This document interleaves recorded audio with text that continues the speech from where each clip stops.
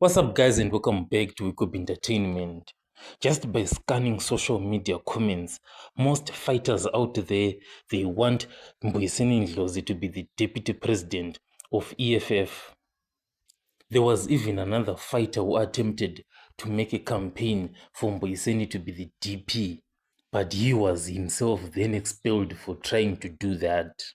Which makes one wonder, why is Mbuyiseni Ndlozi so sidelined in the EFF? It's like the EFF themselves, they don't want Mbuyiseni Ndlozi to be the deputy president for some reason. But the big question that is always out there when it comes to Mbuyiseni is that, where does he stand exactly?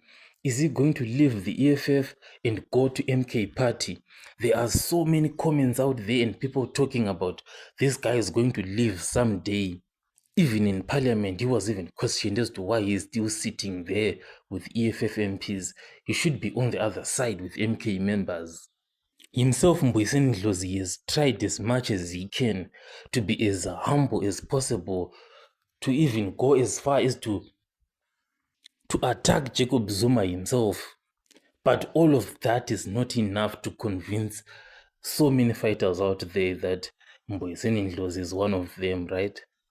He even posted on his Twitter page just this EFF logo. It went viral and got 718,000 views. There was just no caption, just that post only. It went so viral.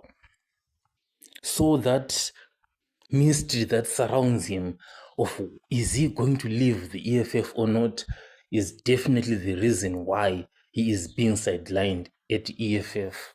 So come in December at the National People's Assembly, he is definitely not going to be the deputy president because of the mystery that surrounds him as to, is he for EFF or not? So tell me what you think in the comment section, and I'll catch you guys on the next one.